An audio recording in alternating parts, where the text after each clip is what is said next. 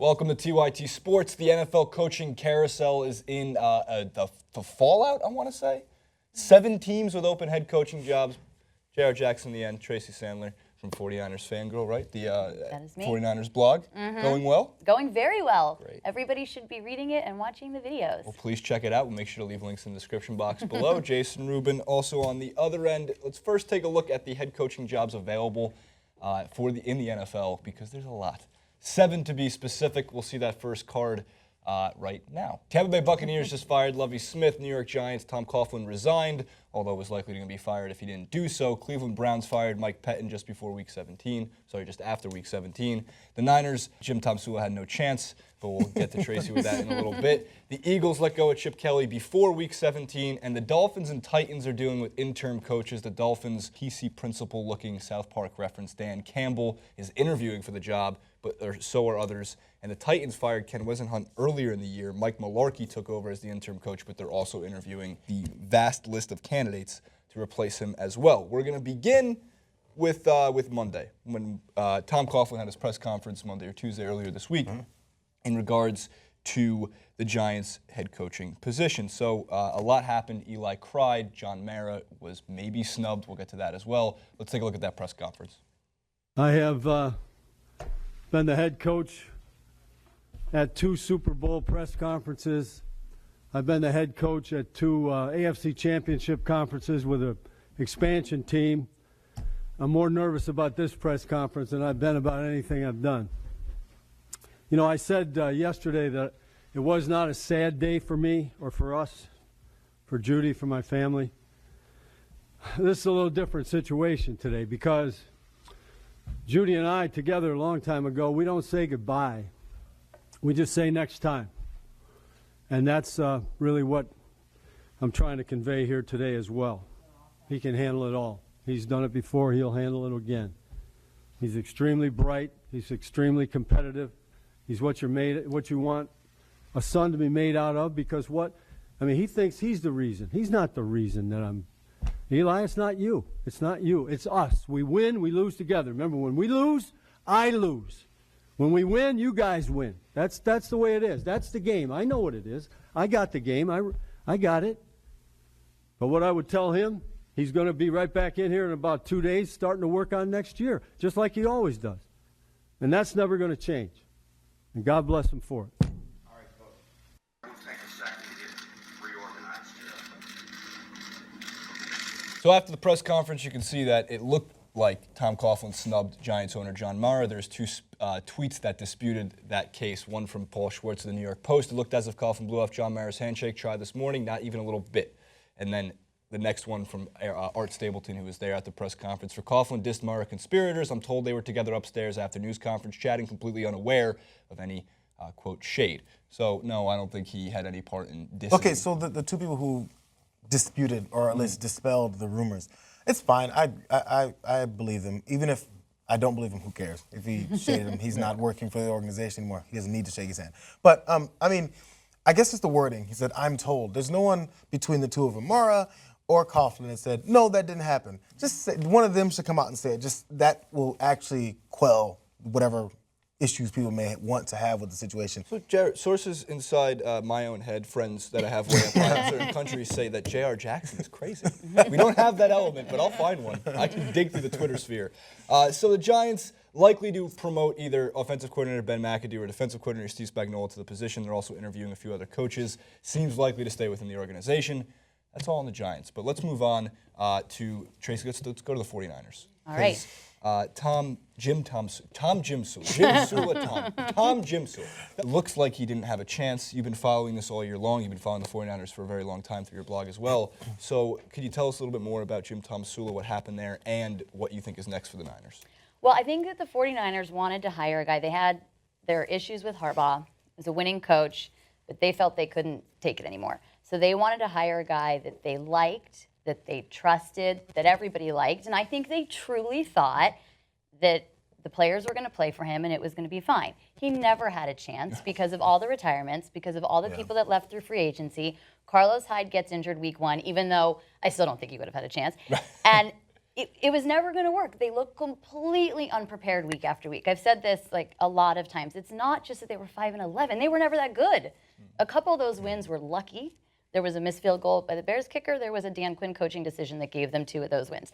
And they just looked bad week after week. So sadly, he never had a chance. I think the 49ers wanted to give him another year, but probably couldn't take it from the fans and the media. They were getting such a beating, and they had to make a change. And who would you like to replace Jim Tomsula? Who do you think's the best out there? Well, I really wanted Sean Payton, so I'm going to have to get over that. So number 2. I would say I think Hugh Jackson would be a really good fit. Personality-wise, I think everyone would have to agree that he's got a big personality and he's going to use it, and everyone's going to have to get over that. As a Kaepernick fan, I think Chip Kelly is a good fit because I think that's a good system for Kaepernick. But I actually really think Hugh Jackson would be great for this team. He's got a great offensive mind, and he's done wonders with Andy Dalton this year. And From I the think that's what they perspective of need. the organization, I remember as soon as Tomsula was fired, then a couple of coaches had thrown their names in the hat, which seemed odd to me as the system for hiring someone, and Chip Kelly was one of them. Chip Kelly's like, hey, I'm available. I was just fired. It seems weird in any other occupation, I'm fired from the Young Turks. So I go to CBS News and say, hey, CBS, you know what? You need a new producer, and I'm throwing my name in the hat because I just got fired. I think you make a good point, JR. I think it also is logical to make that point, but I think it's also a totally different industry. I mean, because obviously for many years, not just in the NFL, all sports, coaches get fired and then rehired the next year. Yeah. And more so than I would say coaches get promoted within their own system, or as likely we see like guys like Hugh Jackson, Bengals offensive coordinator, will likely get a position, and so will Sean McDermott. Seems like the outright number 1 coach to be hired, with a lot of praise from Peter King of SI.com and the 24 sources that he talks to. All those friends in high positions of those places. Yeah. So good stuff with the 49ers. There's hope for that team just because their general management, their way of drafting, that's not a franchise that is just going to lay by the wayside and disappear for a little bit. They'll get back in action after the aftermath of Jim Harbaugh. And they have a lot of cap space. So Yes, they're gonna that's have a they big have thing too. huge And they amount of cap probably space. won't have 25-ish guys retire, Probably get not. suspended, deal Most with PED likely charges. not, but maybe. Just, I guess, the general point about we talk about the coaching carousel, and I'm not sure what the numbers are generally every year. Right now we're at 7. It could grow, obviously. But do we give coaches enough time? I know Tomsula, as I said, didn't have a chance, and we're going to get to Lovie Smith, 2 seasons. Yes. But like, it's a different world again. Like the days of Landry's when you're there for 45 years coaching 2 generations of football players. It doesn't happen anymore because of obviously the money, the factor. There's fans who will jump ship as soon as they can and not even pay these exorbitant costs to come to games anymore. So you have to worry about all those things. And then these guys don't really have a chance to really implement or develop. Say they draft someone, and you're out in 2 years, you haven't developed your rookie quarterback. Again, back to Lovie Smith. 1 year with the rookie quarterback and your top pick, and that's it? Oh, this guy is not the MVP.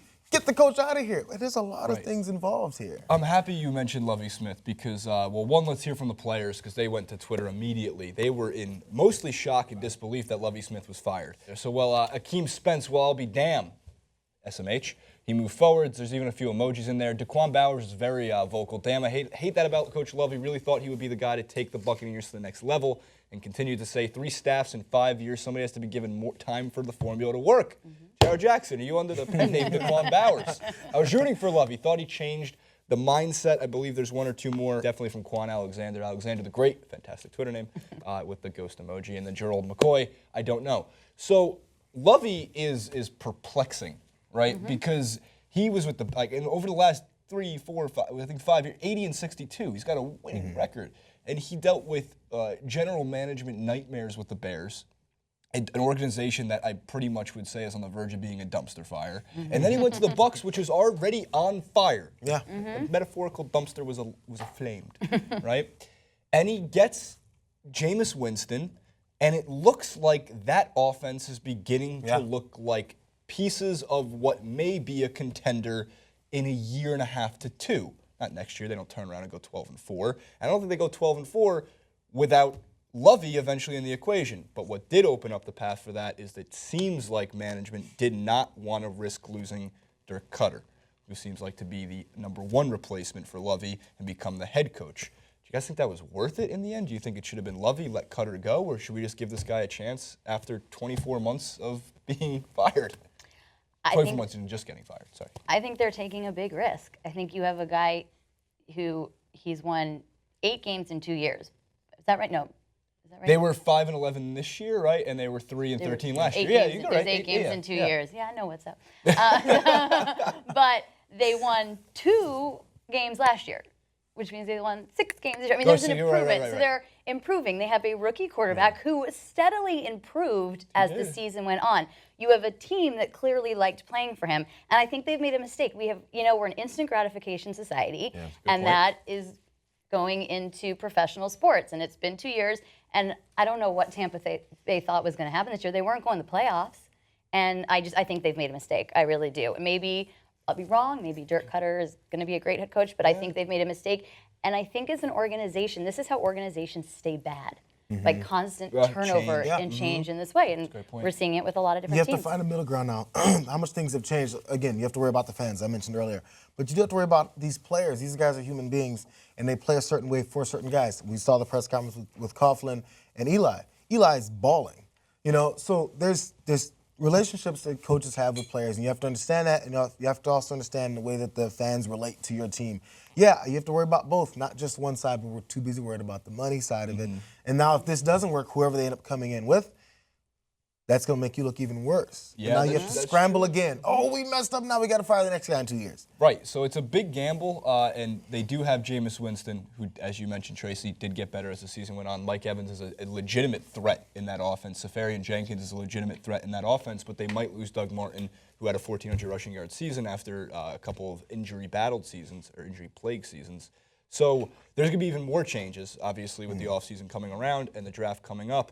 So it seemed like you're taking the biggest gamble because Lovie had the locker room, and that is maybe as important as your X's and O's and in terms of, I would say, clock management, as we talked a lot about through the NFL this season.